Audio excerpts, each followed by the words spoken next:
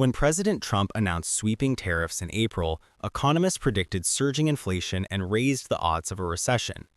Companies and consumers stockpiled to get ahead of price rises. Those worries now seem overblown. Inflation, while too high, is lower than forecasts, and the economy continues to grow despite the steepest tariffs in almost a century. "I'm not sure they've mattered as much as people thought they would," said Kelly Kowalski, head of investment strategies at MassMutual. At the same time, the promised benefits of tariffs also largely haven't come to pass. Revenues from Trump's levies have been far lower than the Treasury Department predicted, and there are few signs of a domestic manufacturing boom. Annual inflation was 3% in September, above the Federal Reserve's 2% target. Tariffs have played a role, but a muted one, pushing up prices for goods such as furniture and apparel. One reason? The real tariffs companies pay are lower than the headline numbers suggest. This is underscored by weaker-than-expected customs and excise taxes collected by the U.S. Treasury. The U.S. Treasury is on track to collect $34 billion in October, according to a Pantheon macroeconomics analysis of customs data.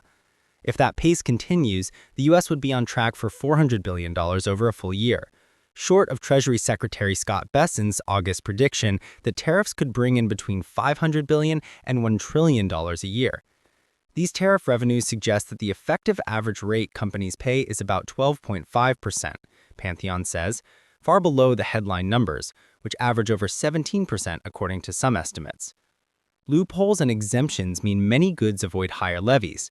At the same time, companies have moved production from countries facing high tariffs, especially China, to countries such as Vietnam, Mexico, and Turkey that face lower levies for many goods. That pushes down effective rates. "They're saying, I'm not avoiding offshore, but I'm diversifying," said Randy Altschuler, chief executive of Xometry, an online marketplace that connects manufacturers with suppliers around the globe. Companies have also avoided costs by rushing to build up inventories ahead of tariffs.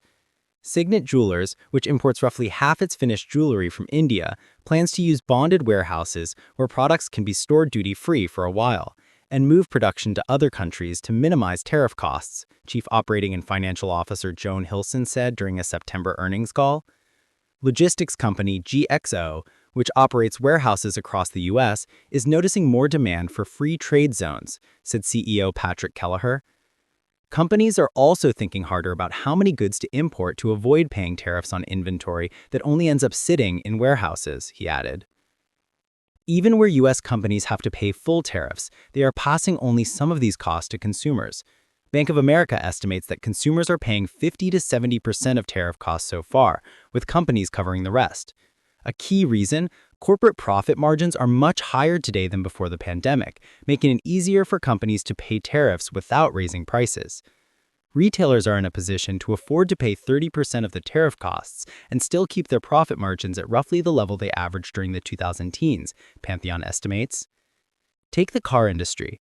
Average auto prices in September were only about 1.1% higher than in March, after adjusting for seasonality, according to J.P. Morgan, even though car imports from many countries face tariffs of 15% or more. That number implies car makers are paying about 80% of the tariff costs and only passing 20% on to customers, J.P. Morgan estimates. Car prices are up significantly since 2020, and manufacturers worry that consumers simply can't afford to pay more. The same post-pandemic inflation that boosted prices also padded profit margins, making it easier for car makers to absorb tariffs today. Clothing brand Aritzia faces double-digit reciprocal tariffs on its imports from Vietnam and Cambodia, and the closure of the de minimis loophole for small online orders means many of its products no longer can avoid these duties. Still, the company is profitable enough to absorb a hit.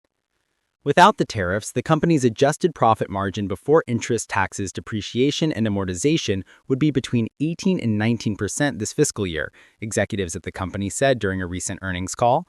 Instead, the company is now forecasting a still comfortable margin of 15.5 to 16.5%. The company's pricing strategy is not based on tariffs, CEO Jennifer Wong said during the call. Pre-tariff import prices haven't fallen significantly, Labor Department data shows, suggesting that foreign suppliers generally aren't lowering their prices to make up for duties. Aside from inflation, economists worried tariffs would drag down consumer spending, which accounts for almost 70% of gross domestic product. In April, consumer confidence fell to the lowest level since 2022. In past, drops in confidence have often led to a decline in spending. This year, Americans boosted by a record-high stock market and low unemployment have kept shopping. Still, economists say it's too early for a victory lap. They believe tariff-related costs and uncertainty have made some companies more reluctant to hire, possibly contributing to a weakening job market. And economists expect companies to eventually pass a bigger share of tariff costs onto consumers. Many companies are raising prices gradually, meaning the tariff impact on inflation could last well into next year.